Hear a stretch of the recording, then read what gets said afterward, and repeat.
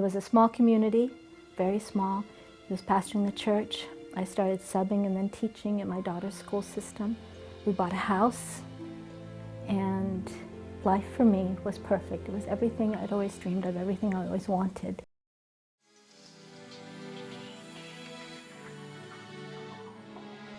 I went to a retreat center and started praying and digging deep into the Word, and felt God talking to me deep within my heart. And He asked me 3 questions that I'll never forget. Do you love me? Will you serve me? And if I ask you to stay, will you stay? And I said, yes, Lord. I heard God say, if I send him, will you go? I was like, God, I just got comfortable again. The only answer I got was, if I send him, will you go? So I said, okay, God, if you send him, I'll go.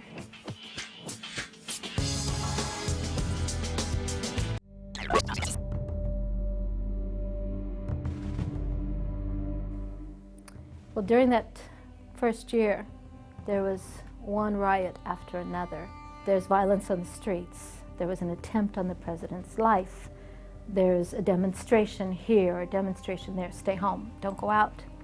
We always had to stay stocked up on food, stocked up on all the necessities of life. We lived in a constant state of always waiting for something else to happen. And I think that really cemented my feeling that I could only depend on God. There were times that we would huddle in the halls, and there would be people marching and guns going off and tires being burned. And sometimes all I could do was just say, Lord, just get me through the next 5 minutes, just the next 5 minutes.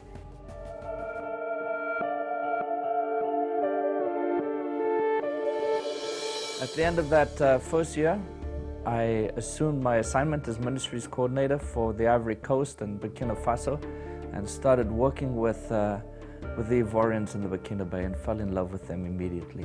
They really are a people of peace, a people who are so calm and who are earnestly seeking the will of the Lord. And had a great couple of years working with the leaders, starting new churches, seeing things come about that only God could orchestrate. But the war, the rebels from the south kept moving, or from the north kept moving south, closer and closer to the capital city.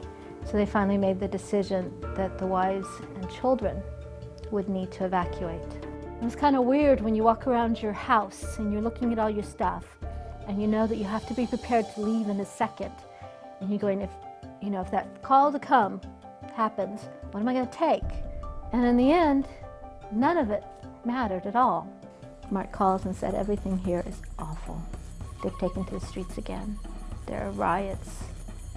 The schools are being burned. They're breaking into homes this time. They're actually going in and pulling people out. They're burning homes of anybody who is French. He says, we're okay where we are, but I want you to know things are bad. And pray. Well, I prayed for several days. On Sunday, he called and said, we've decided we're leaving, and this time we're leaving for good. And I had known in my heart the first time he said things were bad, that I would never live in Côte d'Ivoire ever again, that it would be final this time.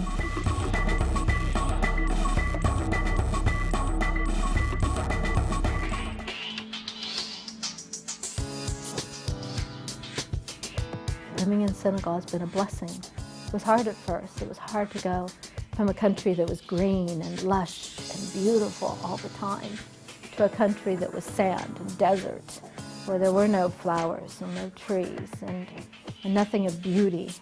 And it was dry and hot and dusty, and I felt like I was in a desert, both physically and spiritually.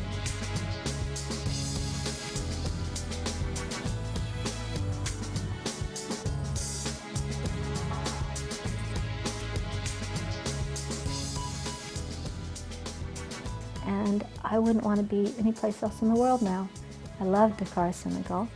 In West Africa, you probably are aware of the fact that it falls within the 1040 window, that most under-evangelized part of the world where Islam is predominant, and traditional religions, and the unbelievers will believe in nothing really.